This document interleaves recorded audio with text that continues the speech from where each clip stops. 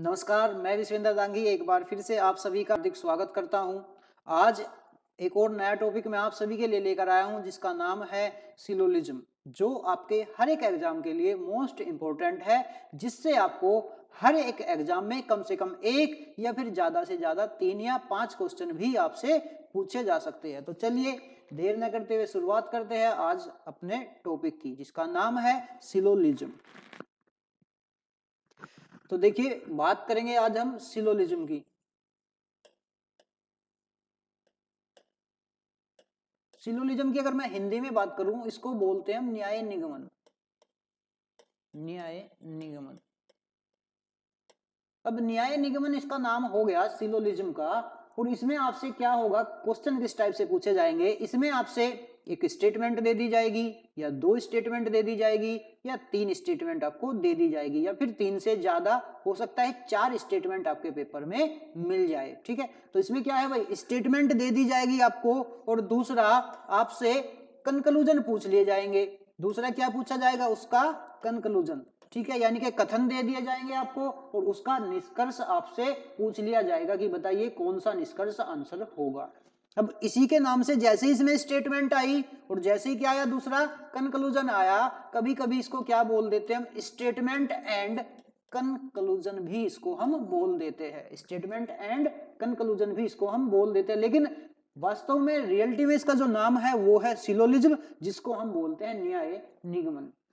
क्योंकि स्टेटमेंट और कंक्लूजन आप दोबारा फिर से पढ़ोगे, जिसमें आपसे जो भी बात सत्य रहेगी उसके बारे में आपको कोई भी एक स्टेटमेंट दे दी जाएगी और उसके बारे में जो कंक्लूजन यानी कि निष्कर्ष आपसे पूछा जाएगा वो 100% सत्य होगा। वो सत्यता पर आधारित क्वेश्चन उसमें आपसे पूछे जाएंगे। लेकिन इसमें जितने भी क्वेश्चन आपसे पूछे जाएंगे वे सत्य नहीं मानने हैं आपको। उसने कहा है कि जो भी स्टेटमेंट आपको दे दी जाए वो सत्य माननी है, चाहे वो रियल लाइफ में राइट हो या फिर रॉन्ग हो, वो आपको नहीं देखना है। ठीक है, तो चलिए इसीलिए सिलोजिज्म को हम कभी कभी क्या पढ़ लेते हैं, स्टेटमेंट और कंक्लूजन भी। क्यों पढ़ लेते हैं, क्योंकि इसमें स्टेटमेंट और कंक्लूजन दोनों का जिक्र होता है, लेकिन वास्तव में इसका नाम क्या है, वास्तव में इसका नाम होता है न्याय निगमन। ठीक है जी, चलिए अब हम बात करेंगे न्याय निगमन को कितने पार्ट में डिवाइड कर सकते हैं हम, कैसे। आज इसकी बेसिक क्लास होगी, पहली क्लास है न्याय निगमन की। तो चलिए इसको देखिए, एक हो जाएगा इसका यूनिवर्सल।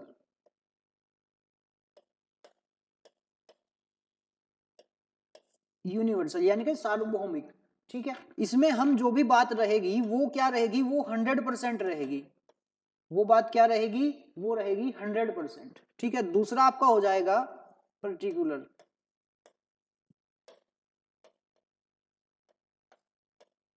अब इसमें जो भी बात रहेगी आपकी वो रहेगी 50%, यानी कि संभावना सहित। संभावना में इसमें क्या रहेगी, बात रहेगी हाँ हो भी सकता है ऐसा और ऐसा नहीं हो सकता। लेकिन जो यहाँ पे 100% जिसमें आपको बोल दिया गया ना, इसमें क्या होगा कि हाँ ऐसा ही है। ठीक है, कंप्लीटली है या कंप्लीटली नहीं है। तो चलिए अब इसको हम फिर से किसमें, 2 पार्ट में डिवाइड करेंगे। पहला, इसमें आपकी एक स्टेटमेंट बनेगी पॉजिटिव और दूसरी स्टेटमेंट बनेगी आपकी नेगेटिव। एक स्टेटमेंट कैसी, positive, second statement is negative. अब देखिए फर्स्ट स्टेटमेंट पॉजिटिव में क्या रहेगा, जैसे इसने कहा, इसमें आ जाएगा आपका ऑल यानी कि सभी। अगर मैं बात करूं ऑल यानी कि सभी, और नेगेटिव में आ जाएगा आपका नो या नन। इसको बोल दोगे आप कोई नहीं। इसको क्या बोल देंगे हम, कोई नहीं। अब देखिए इससे क्वेश्चन कैसे बनेगा, इससे क्वेश्चन ऐसे बनेगा जैसे आपके सामने कोई भी क्वेश्चन आया कि ऑल ए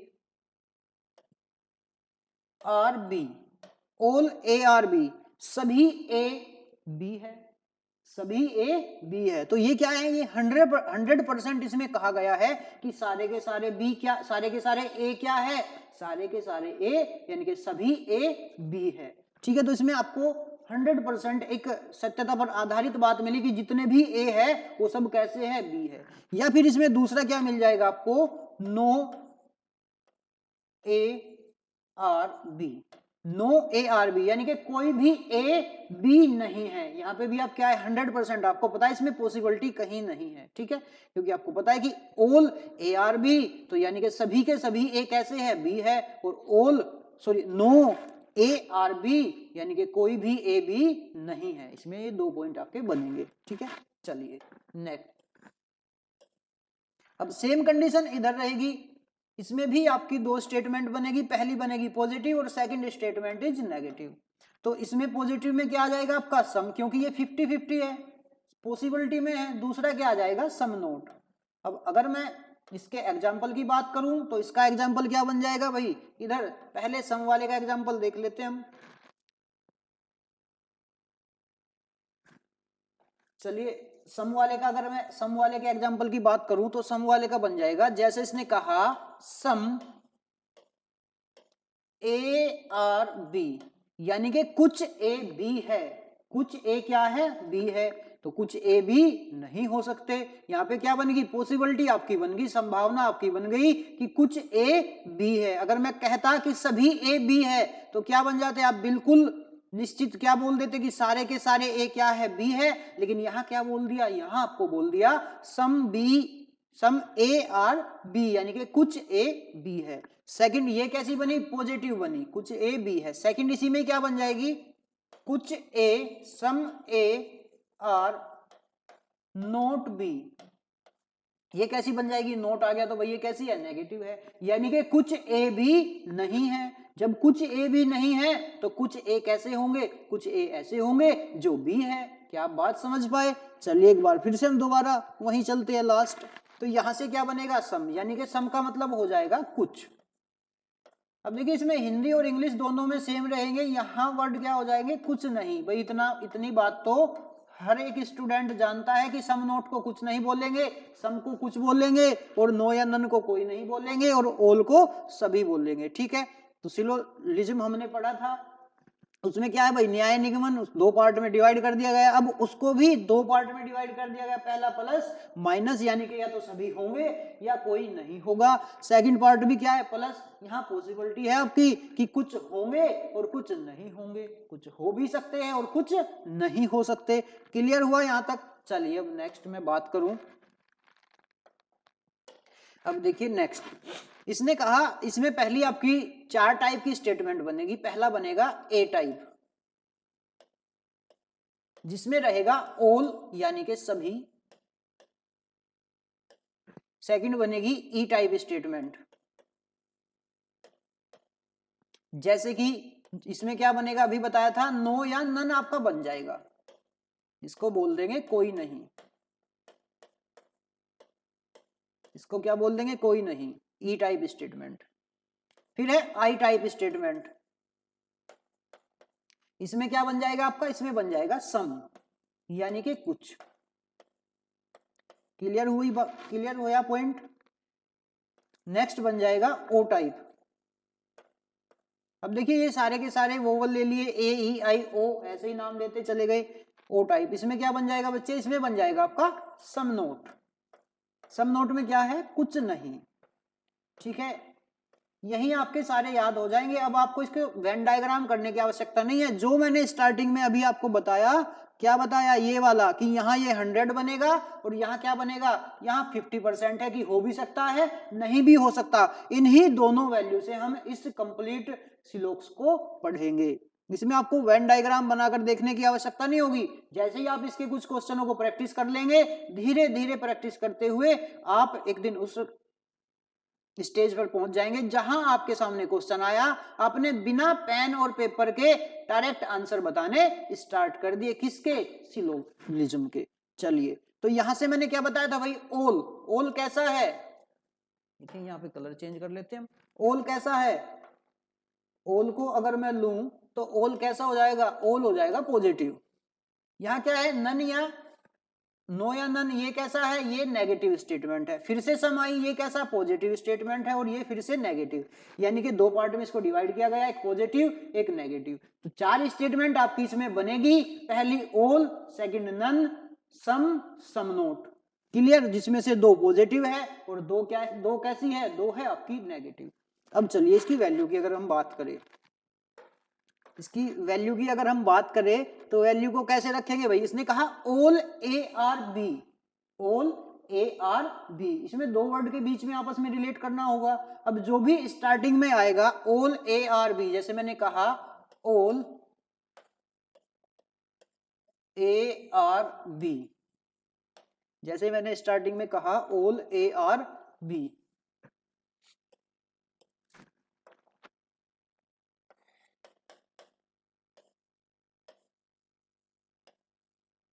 अब देखिए इसकी वैल्यू क्या रखेंगे हम यहां से। उसने कहा सभी ए बी है, यानी कि आप बिल्कुल निश्चित बात कह सकते हो कि सभी ए कैसे है, बी है, तो यहाँ पे इसकी वैल्यू कितनी हो जाएगी 100%। लेकिन जैसे ही आप इसको रिवर्स पढ़ोगे कि सभी बी ए है, तो यहां से ऐसा कोई तथ्य नहीं निकला कि सभी बी ए है। हाँ, हम ये कह सकते हैं कि जब सारे के सारे ए कैसे है, बी है, तो कुछ बी क्या होंगे, ए होंगे। तो यहाँ बी की वैल्यू कुछ है, तो यहाँ कितनी आ जाएगी 50 आ जाएगी। क्लियर हुआ पॉइंट। चलिए नेक्स्ट चलते हैं हम अपने। सेकंड में क्या बोल दिया उसने, सेकंड में कहा ई टाइप यानी कि नो या नहीं। उसने कहा नो, उसने कहा नो ए आर बी, कोई भी ए बी नहीं है। तो यहां पे भी आप निश्चित बात कह सकते हो कि कोई भी ए बी नहीं है, तो यहां क्या बनेगा 100। फिर जब आपने कहा कि कोई ए बी नहीं है, तो हम ऐसा कैसे बोल देंगे कि कोई बी ए होंगे या कुछ भी ए होंगे। जब कोई ए बी नहीं है तो कोई भी तो ए नहीं होंगे। तो उधर से भी क्या है भाई, वैल्यू कितनी बन जाएगी आपकी 100% बन जाएगी। क्लियर हुआ पॉइंट। चलिए नेक्स्ट। अब देखिए फिर से सेकंड में क्या है सम, थर्ड क्या है सम। बड़े आसान तरीके से आज हम इसको आपको क्लियर कराएंगे।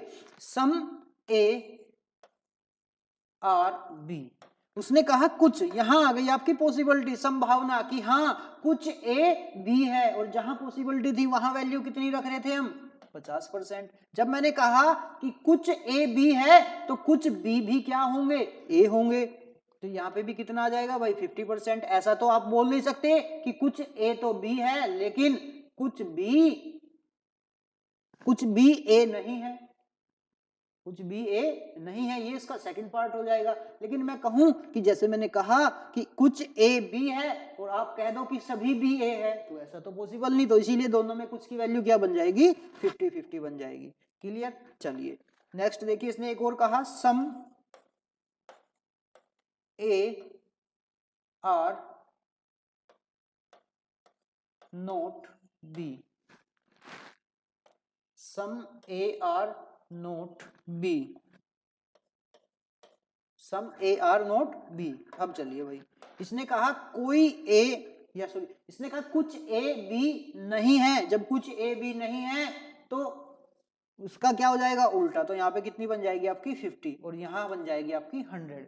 किसकी बी की वैल्यू कितनी हो जाएगी यहाँ 100 और यहाँ ए की वैल्यू 50। तो ये वैल्यूज आपकी इस टाइप से वैल्यू बनेगी। और आपको पता है कि जो ए टाइप स्टेटमेंट होगी, ऑल वाली है पॉजिटिव, ये नन वाली या नो वाली नेगेटिव, ये पॉजिटिव और ये नेगेटिव। ठीक है, इसमें 4 स्टेटमेंट बनेगी। अब देखिए इन्हीं 4 वर्ड से आपके स्टेटमेंट स्टार्ट होंगे, इन्हीं 4 वर्ड से आपके कंक्लूजन स्टार्ट होंगे। क्लियर है। चलिए